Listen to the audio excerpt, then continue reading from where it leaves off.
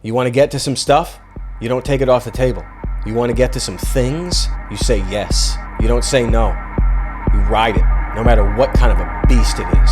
Roadhead, road sodas, Gambo. You want to get nuts? Let's get nuts.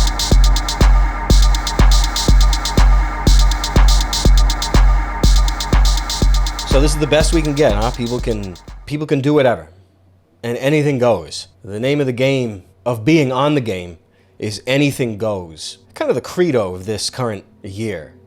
I don't know. Maybe it's changing. I don't know. Who knows? Probably an election coming. Whoa. If you want to get somewhere that's nuts, like Bruce Wayne showing the Joker how nuts is. It's like that. Now you want to get nuts? Come on.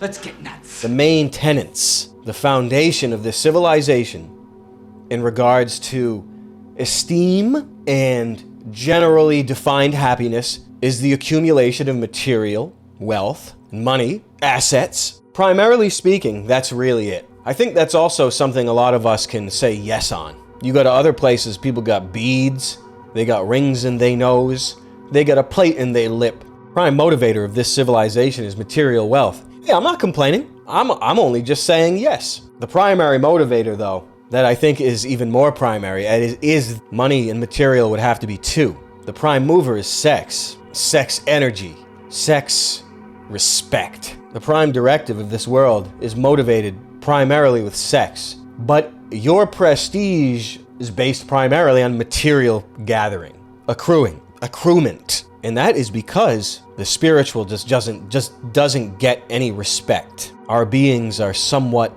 triunical in nature. A bit of a triune of whatever those are. I don't know, like the mind, the freaking body, and the spirit. What else would there be? Is one of them the dick? Is one of them genitals? You could just go quad uni. It's not though. Body, mind, and spirit. Civilization or culture or society, whatever you want to call it, just has had most of its spirituality stripped from it, and that is an automatic process at the beginning. Now it's a sort of a steamroller to remove any positive spiritual elements. Look how far we've fallen. You could define it as, look how dumb the populace are. They're just bums. They are certainly in balance, required for evolution. There are things holding mankind back that are beyond the normal comprehension. You make things float, you make things go up, you make things disappear, you make things invisible, or you diminish people's capability of noticing those things. There's a lot of, well, there's only a few ways to do it, and they're all being done. These things are out of balance, and there can be no progress. Progress has been a bit redefined during our lifetime to mean mainly civil rights stuff, pretty much. I mean, what else does it mean? It used to have other meanings, but it doesn't anymore. Without any balance in the spiritual, without any even cognizance of it, without that, how can there be a truly functioning expression of humanity, of mankind, of womanhood, anything at all? Balance in the spiritual without any even cognizance of it. This culture is allegedly maxed out in regards to evolution. And we're seeing that proof in the extra evolutionary spirit that we're entering right now of transhumanism, and with machines, computers, the merging, the enticement. There's too much methane in the air. You gotta merge with one of the mask from Deus Ex. And with machines, computers, the merging, the enticement. Since we've already solved evolution, the evidence being the step over to transhumanism and implanted things and this and that, I don't know, whatever this stuff. Apparently, the case is closed on evolution. The verdict is in. Apparently, mankind is maxed out. Now we go to machines. Well, we're not going to machines, we're being led to machines. We solved it, we're as good as we can get. What happens though? How do you rebalance? We are maxed out as a culture. We are maxed out as a species, as a civilization. And do we live in nut world? Do we live in nut world where the height of civilization is you get your nut? If it's not, you could fool me, considering what you see in music, the hypersexuality, and an imbalance in what makes us human. You can only get one bigger when one gets smaller, let me put it that way. So the adherence in the definition of happiness and success at all comes specifically sex, or the body, or material gain. I don't know which one's body and mind, who cares? Foot. There's a fourth one, feet. Achievements of the mind and of the body. Sexual expression and intellectual achievements. No more spiritual. So I would put forth right there, this is so big of an issue, a permanent imbalance in what makes us human at a time when it is promised that this is the height of civilization and culture and society in the history of the world. It makes it a big problem. It makes it a shadow on the wall grade issue. When you see how big of a problem it is, you can finally understand what a shadow on the wall really, truly is. It's not, you make little dog things on the wall. It's you hide things so completely, and you beat things out so completely out of people's consciousness so thoroughly where it degrades their humanity and it downgrades their existence to the animal kingdom of the animals of the jungle. In regards to sex and what it means to be a human, this civilization, it defines it as you get your nut however, wherever you need it. How do you want it? How do you need it? What'll it be? That defines your humanity. You see, that's a red flag.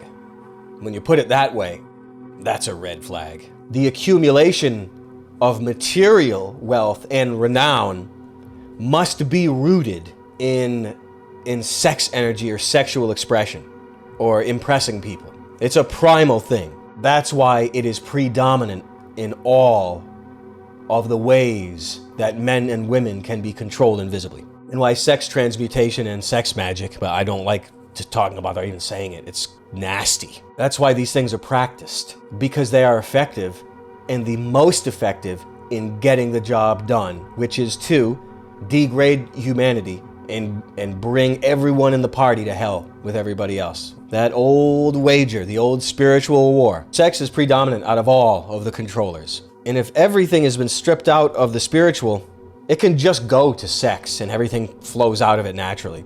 But if you have a culture and a people that the spirituality has been completely stripped out, it's so thoroughly dehumanizing, it goes over your head because it is a shadow on the wall. You'll never be thinking about it in proper terms of a unification, the unification that is required to actually, for real, evolve a civilization, or to even define it in the first place. That's why everything is sex. Sex sells. Everything. The worship and the spiritual exertion has been rerouted from the proper spiritual and perhaps the worship of toys or the idolization of your possessions, the idolization of them. It's hard to tell. It's hard to know for most people if they are idolizing something for real. Because just like with everything, no one believes it can happen to them. You don't understand it. And it's been rerouted. Sex-driven music, movies, TV, pornography, sexualization of the youth. That's why the sacred prostitute and the sex at the temple is a spiritual and religious institution. Because that energy required is used against you, unbeknownst. Because no one ever puts it in the proper perspective, ever. Is a man yet? Is a man a beast? Is a man if he is unable to control his appetites? You want to know why you're treated or you're defined as cattle? There's your answer. What are they then? What of them? Depends how you define man and woman. It depends how you define an image of God, or the image of God. Depends how you define that. Depends how small you see yourself or how big you see yourself. Not as in pride, but as in the value of a soul and the value of living well. Depends how small you see yourself or how big you see yourself. Is that why humans or human, is that why it was defined as monster in Black's dictionary? Doing something that is evil in the sight of the Lord, doing something that is an abomination to the Creator. Those things are not, they're not given a lot of weight. They're given the brush off. What does it mean? I'll ask again. What is the purification required to be in the presence of the Lord? Those things are not, they're not given a lot of weight. They're given the brush off. What does it mean? It is a question of quality, and the answer to which will lead you down a path. It's in asking the right questions that you can get anywhere fruitful at all. Wrong questions, the wrong presuppositions, whatever rhetorical traps those are called, it's usually a small thing in the minds of most people. But if you consider, at least in the sacred texts, that those who were not properly ritually purified, what of ritual purification? Again, another thing that's been lost with the deletion of the spiritual side of mankind completely. Anything ritual on your end, of course, all the rulers, our dear rulers, are doing their rituals. Our rituals are gone; they're deleted. Where is the need for? Where are the questions about what is the purpose? What is the benefit of? These are big questions of ritual purification. I know that ritual purification is required to be in the presence of the Lord, and I think that's a scary thought. Something that's so powerful it can just incinerate you, and it's not about that. It's about what is required to evolve. It's about to become completely ritually pure in the quest to not evolve into a god, but to be at the fullest expression of what you are built of. The ultimate quest of any sane man or woman. To be at one's best. To be at one's best life. To be at the fullest expression. Now, the fullest expression is deleted from your consciousness due to the degeneration of the triune of our civilization. But the requirement of ritual purification in an effort to be properly humbled, it's difficult to define a state of being receptive to these ritual things or spiritual things, because everything in our society or civilization is defined by sex. Nutty light. You know what I'm saying? Nutty load. It's all defined by that completely. You remember what Carl Sagan said, and Einstein, and Mr. Wheelchair, Translator, Gargoyle, and all of these people, the space people. We're just nothing in an endless ocean of worlds like grains of sand on a beach that goes on for 1 trillion miles. Like it's crazy. It's witchcraft. That is witchcraft. Repeating that, swearing by it, inseminating it inside of a curriculum, idolizing it is worshiping it. That's witchcraft. Those are shadows on the wall. If you want to get to real definitions of that, like snares and of shadows on the wall, of being blinded, is something, again, that is almost impossible to define in modern parlance and modern intellect. These things go beyond regular definition. That's why they've got like a charge on them that zaps you when you try to think or talk about it. They make things have no meaning. Words have no meaning. Negation. They negate the meanings of things by constant repetition. Whatever the fruits are of the spiritual, they've been completely removed and co-opted. A shadow on the wall is a system of hiding your potentiality from the people, so they think they're small and insignificant. A shadow on the wall isn't just illusion of Project Bluebeam or politicians. It's just a shadow on the wall. The real people, the Rothschilds and this and that. I'm like, oh yeah? A shadow is bigger than a family. A shadow is bigger than a people. It's a bit big. It's a problem so big, you can't solve it with conventional means. It's a problem so big that politicians have jobs to make excuses and to hide those shadows. I'll define the shadows on the wall, fine. The snare of suffering a sorcerer to live. Because sex isn't, I wouldn't exactly say it's a snare, just all the wrong promotion of it makes it so snare-like in this world, as you see from like Puff Daddy. That the world of control in the bathhouse echelons, it's controlled specifically, strictly with sex. So the way society grooms the improper conceptualization and execution of sex in you since the day you're born. In that way, it is a snare, but inherently, it is the prime mover and the energy required to do spiritual work. In that way, it is a snare. But these are ideas of limitation, ideas of hideous limitation. A hideously limited life is a stolen birthright. Birthright, you say? That's another big one that's absolutely meaningless. What's that? Yeah, your dad left you a car. And perhaps it's a bit contrary, even to the philosophies and the histories of the past great men of civilization. They were a bit nutty. They were always with well, you know, even temple prostitutes. I'm just trying to learn how sexual energy is primarily for spiritual fuel and not for just nutty, you know? It's not just for the orgasm girls and, you know, nutty heaters. Is that life? And that's been spoken about before. Just the whole semen retention of Kundalini, and maybe I shouldn't resist anything. Let everything inside of me.